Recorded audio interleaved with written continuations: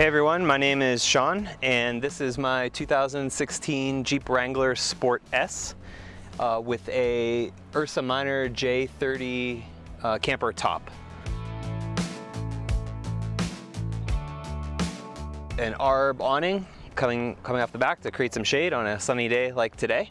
It's pretty simple to pull in and out. It has two guiding poles going horizontally and then two guiding poles going vertically, and they're just twist lock. If it's a windy day, you can guide them out. Today, not so much wind, plus there's a lot of other vans around that are blocking the wind for us. It's super easy, like I said, to put up and down. It's very robust and reliable. We've never had a problem with it. The back of the Jeep here is sort of our hangout area, hence why we have the awning coming off the back instead of off of the side of the Jeep. So this is kind of where our living space is, because the Jeep is rather small, not quite as big as a van that you see a lot. So we spend a lot of our time outside, and this is our sort of living space.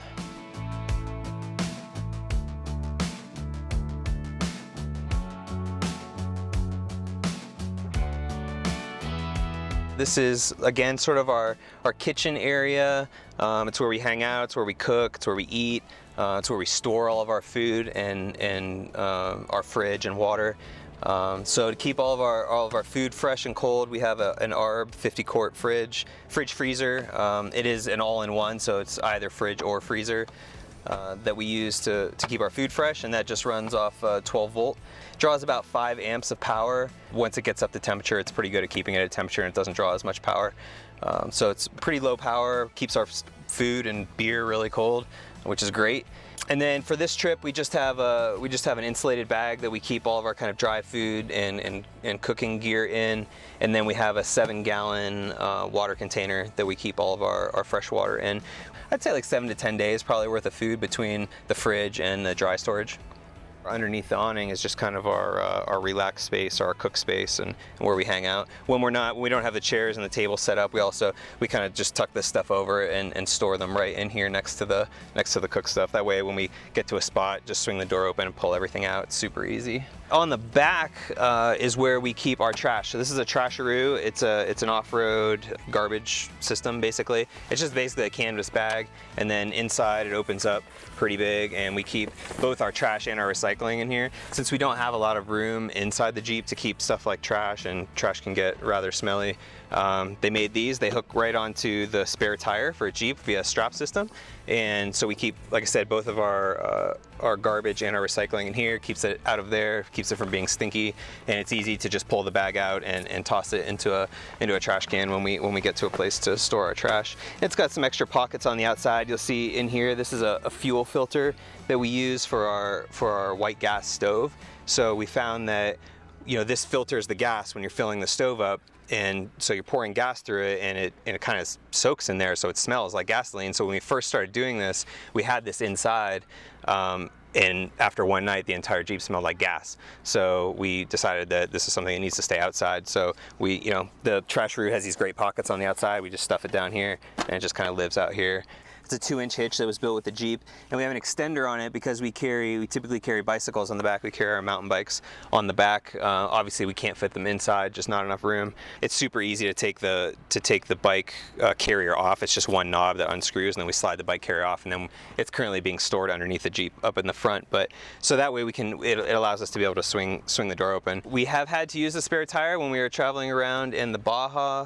We drove down a pretty rough dirt road and blew a tire on about a 100-degree day like it is today down in the Baja in Mexico, but super simple to do with a Jeep. This is the inside of our Jeep. This is where the back seats typically would be. They're currently folded down right now. So again, we have our kitchen and everything in the back, and then this is the rest of the interior space for when we're parked.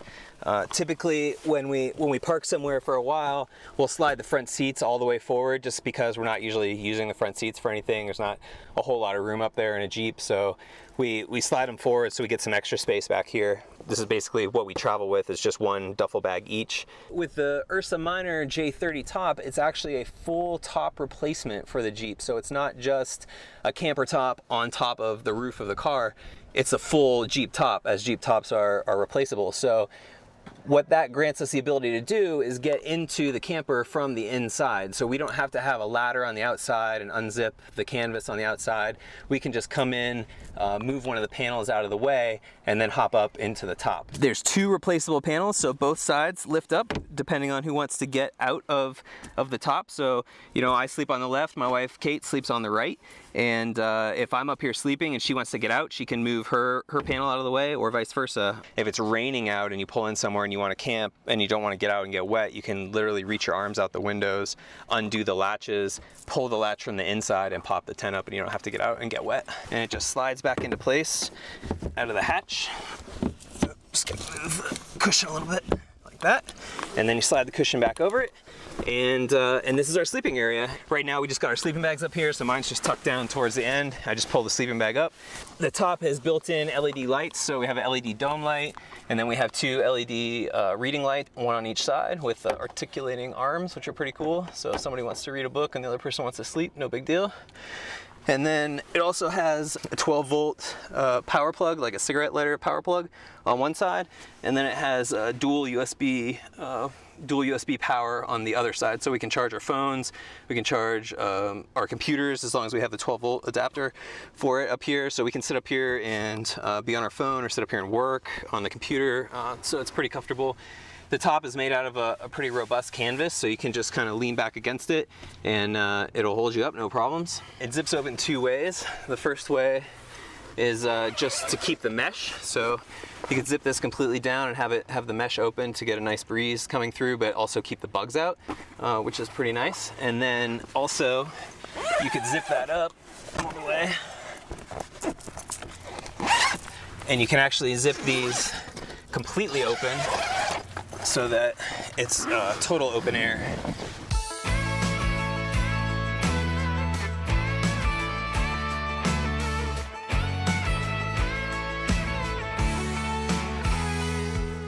So this is the front of our Jeep. One thing we do have up here is a digital voltmeter that monitors our batteries. So it monitors both the main and the auxiliary batteries, which we'll look at under the hood there. But this gives me a kind of a quick view as to how the batteries are doing when we're parked, letting us know how much voltage is left on our battery system. This is our current solar setup. This is a Power Film 60-watt solar panel. It is a foldable panel, so it's not a fixture. The entire thing folds up pretty small, actually. If you take this to about here, when it's all folded up, it's about this big. And it's 60 watts of power, which is not a whole lot. It's definitely less than a lot of the vans are running, but all we really run is our fridge and powering our phones and laptops, and so for that, the 60 watts has been more than enough for us. We've sat off the grid for 7 or 8 days on a good sunlight day down in Mexico and never had a problem with our power. So what this powers is a dual battery system that we have under the hood, which I'll show you in a minute. And we have it plugging in right here into the grill of the Jeep. So the solar panels plug in right here, which means when we have some length with the cord, which means we can sort of move them around with the sun. So if there's a shaded spot, we can kind of swing them out and move them to the best sun location, which is really nice. And then on the underside of that is the rest of the electrical that goes to our dual battery system.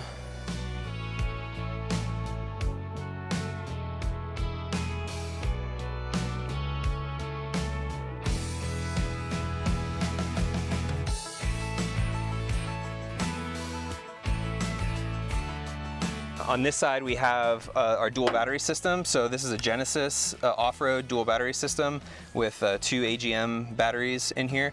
This is a battery isolator. So we have our main cranking battery for the Jeep, and then we have one auxiliary battery.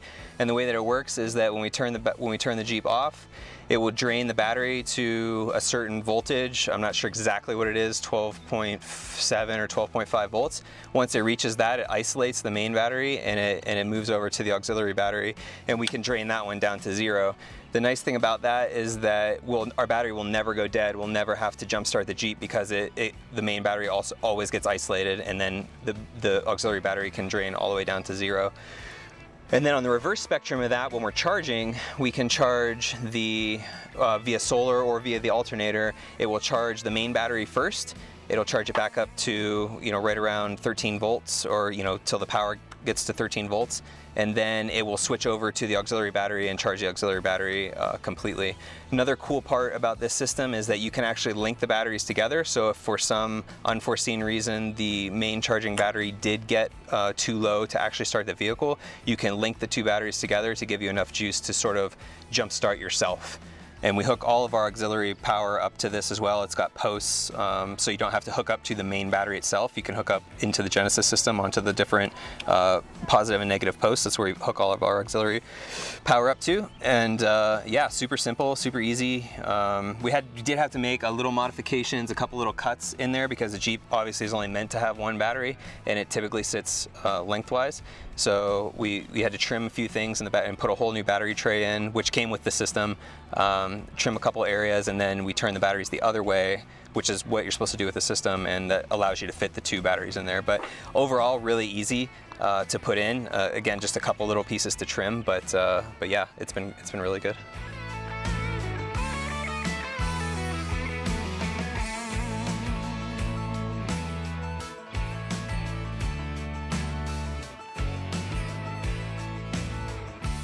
Thanks for stopping by. This is our tiny living space. You can follow my wife and I on Instagram. I am at _vacation, VACASHAWN, and my wife is at _Kate.bytheocean, _ I think. Those are our two Instagram accounts. That's where we post about all of our travels, about all of our Jeep life, and everything that's going on with us. Thanks, bye.